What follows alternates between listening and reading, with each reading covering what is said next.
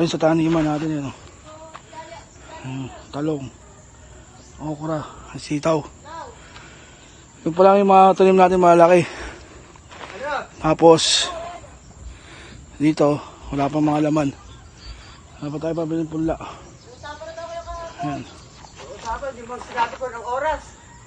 Yung mga sitaw natin maganda na. Ito ko sa inyo. Ala pa kamo sa ulirat. Sitaw.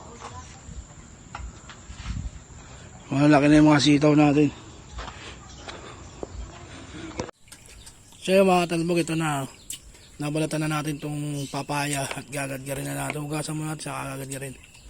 Luto na nga yung ano nila. Ayun, recipe nilang patalbog. Ayun, kalabasa na may iniyaw. Ayun mga talbog, sarap nito. Ang hanggang sa usawan. Yan natin. Kakalat ng daing? Maalat? Ba't hindi lumasa sa sabaw? Buti silang linagay.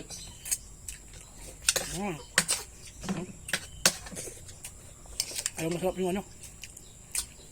Patalbog ano? Wala ng kalabasa.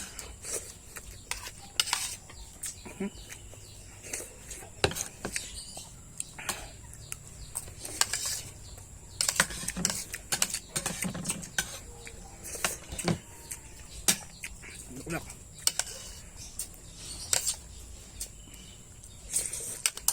So yung mga talbog, ito na yung papaya, kaya sinungan natin.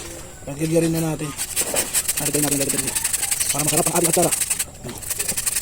Pinipin naman yan? Yan, parang dami. Ayan, papangigil.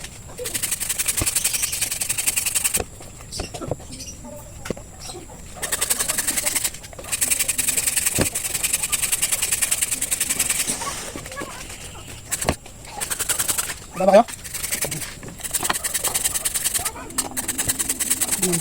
Masarap tayo. Ito na yung papaya natin. Ito, gagawin natin dito. Ipigay natin. Wala rin yan. Kan! Ayan, chichi. Ayan, katas o. Wala rin yung katas. Ayun, sama po yung kamay ko. Ayan kami yung pawakan dito. Hindi pa palinda.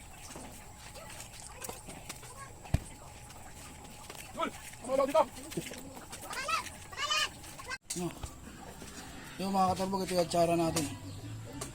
Iinit lang natin konti, yung luto lang natin yung suka. Masagay natin mga papayang ginaghinan natin dyan. Hindi siya masyado maluto.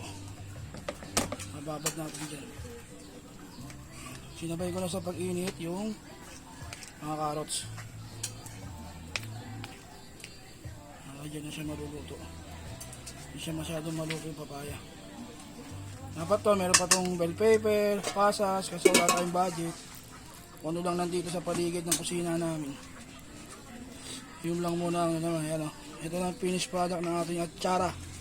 Papalamigin lang natin, tapos ready na. May ulam na tayo araw-araw.